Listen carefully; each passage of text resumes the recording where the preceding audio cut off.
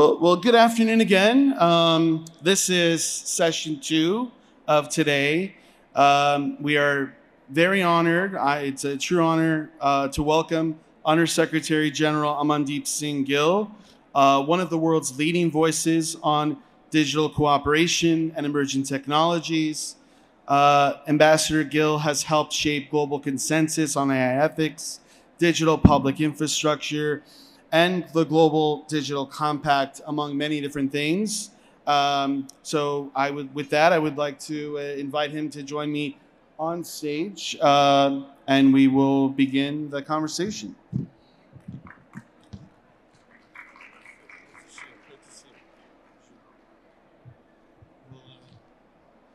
We'll try it this way. I think this is a better microphone. Yes, perfect.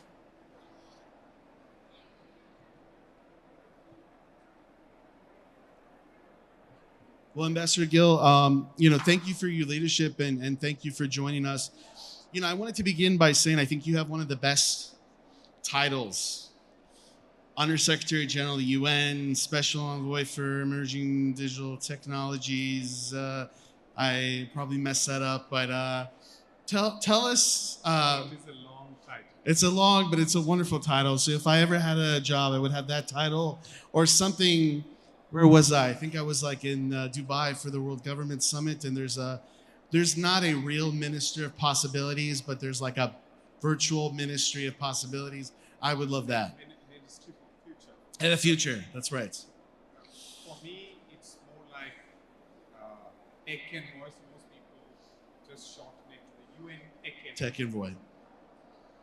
Incredible. So let me begin, Ambassador Gill. From the UN's vantage point, AI is no longer simply a technology issue. It's an economic, a diplomatic, and development imperative. As governments are confronting slow growth, geopolitical fragmentation, and rising expectations from people, how do you see AI, if governed well, strengthening economic development, cooperation between nations, rather than deepening divides? And thank you for having me. Thank you for the kind introduction. It's very nice to see some friends in the audience as well. So you described some of the challenges that we face. AI is an opportunity. AI is an opportunity to accelerate the social and economic transformation that is so sorely needed large parts of the world.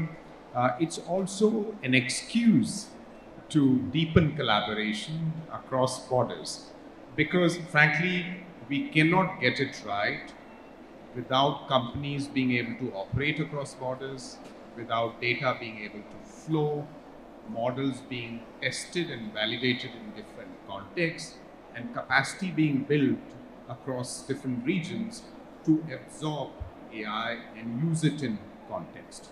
So it is not only a moral necessity, but it's also a practical necessity to come together and cooperate internationally.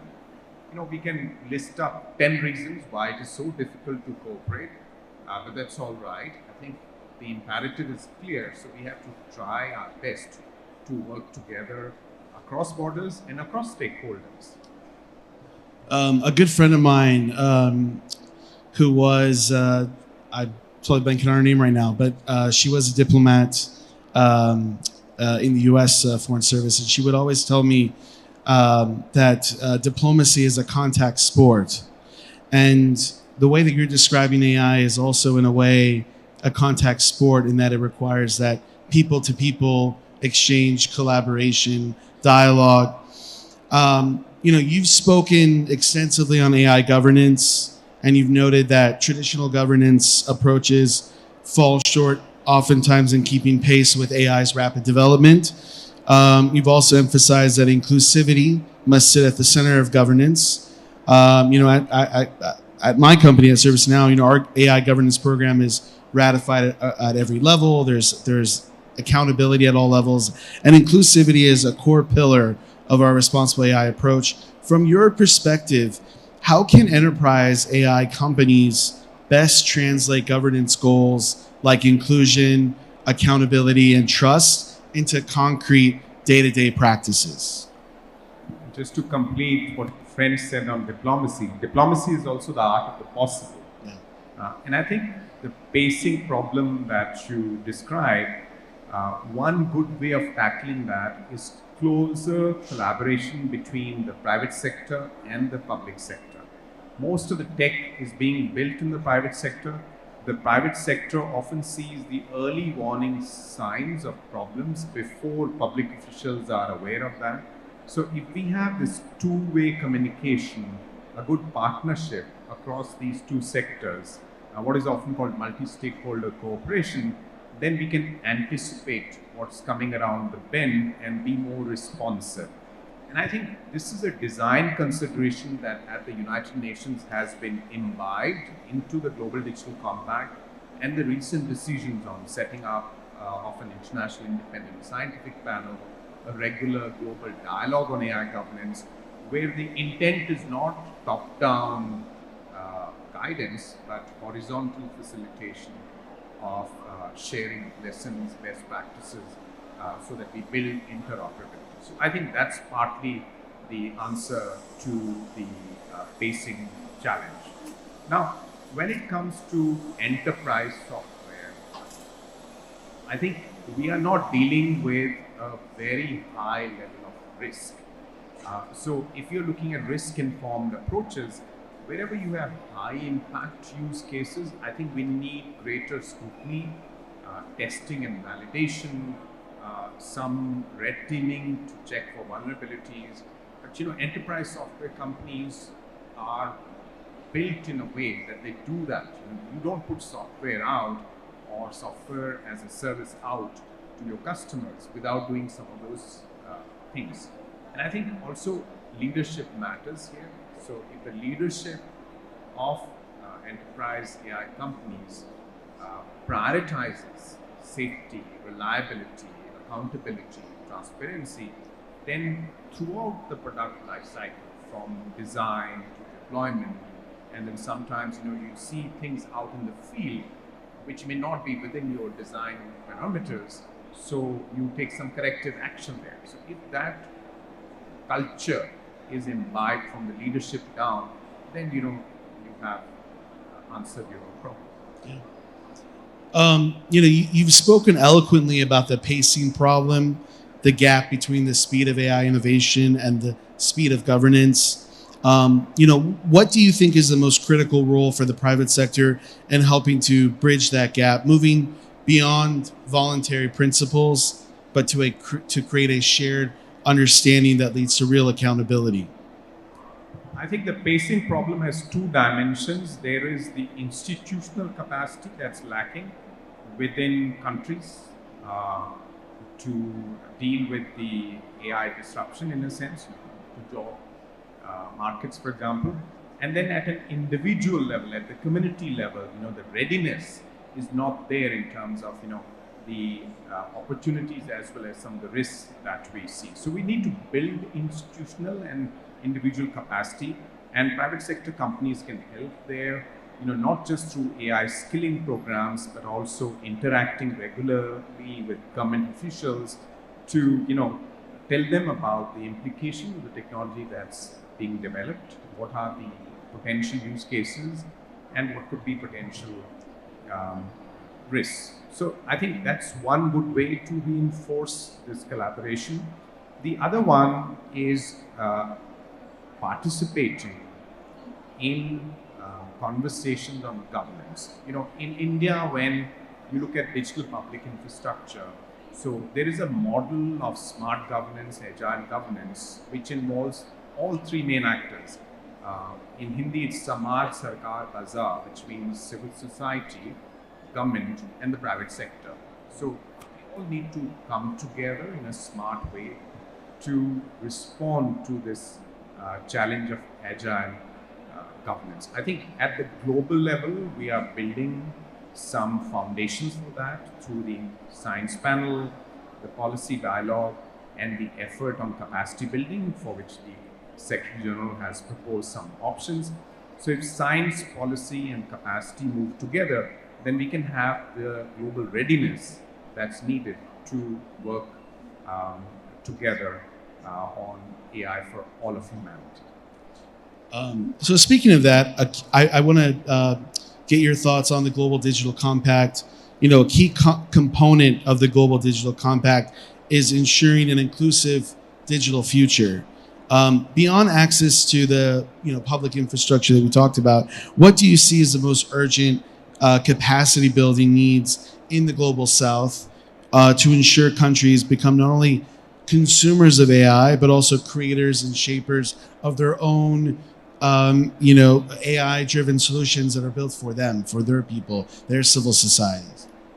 The Global Digital Compact is a comprehensive framework, and not only does it have principles, but it has clear objectives and action points under those 5 objectives, including on AI. And implementation has been rapid, so the decisions on the scientific panel, the global dialogue on AI policy issues, and there is a space for all actors to contribute. We have digital cooperation portal where you already have more than 2,500 projects being run by partners across the globe to advance the 5 objectives of the Global Digital Compact. And I really invite the private sector represented in this room to come forward and connect with that ecosystem of builders and implementers of an open, secure, empowering digital future. So that's kind of the GDC angle that keeps guiding us on a day-to-day basis. And you had another part to your question. I did have another part to my question, more around sort of how can we ensure that countries, global South, they can on the practical capacity building that's needed to implement AI. I think the most urgent need is around skilling and awareness. What is the right policy framework when you're looking at public policy? What kind of skills need to be developed, cross-domain skills in particular, to absorb AI, which is perhaps developed elsewhere, which is open source, has worked in other contexts, but needs to be kind of translated in the local context. So that's the first urgent need. Equally important is access to compute, access to the digital infrastructure that's needed to not only run inference, but train models, especially small language models, let's say 50 to 70 billion parameters that are, these kind of models are the most relevant for sustainable development. And then building local data sets, high quality, diverse data sets that correspond to some of the pressing challenges that you face. So compute, skills, data, good policies, those are the critical enablers of AI capacity. And this is what we've underlined through the report that the Secretary General has presented on innovative options to build AI capacity rapidly around the world. And that report is available on... Yes, publicly as of last July. It has 3 main recommendations. One is a global fund on AI, about $3 billion to invest in about 80-90 countries which have nothing today, which are most at risk of being left out. And then a coordination platform for investors and funders so that they don't misallocate resources and they can contribute to better outcomes. And finally, and importantly, a global network of centers on AI capacity building for exchange and cooperation on, let's say, pooling of in-kind resources, training programs, student fellowships, building data sets together. Let's say, you have 5-6 countries that face the challenge of climate change resilient agriculture. They can pool their data sets so that the models have access to more powerful data sets. So that actually is now being picked up by member states, and some of them are coming together, 15 at last count, to offer their centers to this network of AI capacity building efforts. And it's a great opportunity again for the private sector to join up with some of these centers and not only help them but also learn from them in terms of what are the use cases that are most promising, that are scaling fast, etc. Love that. Looking ahead, how do you see the architecture of digital cooperation evolving, whether it's through formal treaties or more agile multi-stakeholder coalitions? And how can private sector best contribute to making that architecture effective? So, digital cooperation, I think treaties are relevant in some contexts, but in the digital and emerging technologies context, we have to be a little careful about, borrowing that model. And there are multiple opportunities where you see digital cooperation happening on a day-to-day basis. In the audience is my colleague, the head of the Internet Governance Forum Secretariat, Chengetai. So, IGF, for example, is an opportunity for the private sector to contribute in a non-treaty type of framework, in a dialogue setting, to how the internet can remain open, global, unfragmented, and support a global digital economy. Likewise, we have the Open Source Week every year in New York, where the open source communities come together, including from the private sector, to talk about shared challenges. This year, the focus is going to be on open source AI. And we have, of course, the GDC follow-up and these new mechanisms on artificial intelligence governance. The International Independent Scientific Panel, recently appointed 40 experts, and some of whom have affiliations with industry. So they bring valuable knowledge from the leading labs on AI in the private sector. Likewise, the dialogue on AI governance, which is supposed to be a multi-stakeholder dialogue in July. So there are all these opportunities for the private sector to engage, contribute to digital cooperation without being, part of a treaty framework. Because treaties apply to governments. They are international legal commitments taken on by governments. And we don't have a way as of now to bring the private sector into those kind of frameworks. And that's perhaps not even needed because we're building these other, modern, more agile frameworks. So looking 2 years ahead, what would success look like for global AI cooperation, collaboration, and what is maybe one or two things in terms of people in this room, leaders in this room, should take ownership of now? I think looking 2 years ahead, if we could have regular reports, high quality reports from the International Independent Scientific Panel on AI that inform decisions by policymakers, that ground policy responses in evidence and in science, that would be a success. If we can have these regular dialogues on AI governance, which reinforce interoperability across regions, help us to extract common practices, shared vocabulary on AI governance that reinforces interoperability again, that would be a success. And third, and importantly, if we can build AI capacity in all regions of the world, capacity to govern AI, but also capacity to leverage AI for the social and economic transformation, where AI moves. I mean, in the accelerating scientific discovery field, or in the commercial space. When we book a car, or we go to an e-commerce website, we're using AI, but we need to see concrete evidence and more diverse evidence of how AI is moving the needle on sustainable development. So I love to see that capacity contributing to a greater set of use cases around sustainable development, around Agenda 2030. Well, Ambassador, I'm mindful of the time. I want to make sure that I get you to your next appointment, and really want to appreciate you taking the time to join us. And thank you for anchoring this conversation on realism, as you say, scientific based collaboration, cooperation, inclusion, and responsibility. And I think if there's many takeaways, but I felt like one in particular around sort of governance and in terms of moving from aspiration to operation, I think it requires leadership, it requires buy-in, input from civil society, from governments, from the private sector together in partnership and collaboration. And we are very grateful for your partnership and for your leadership, and look forward to continuing this work together. Thank you. Thank you Thank you for joining. Thank you.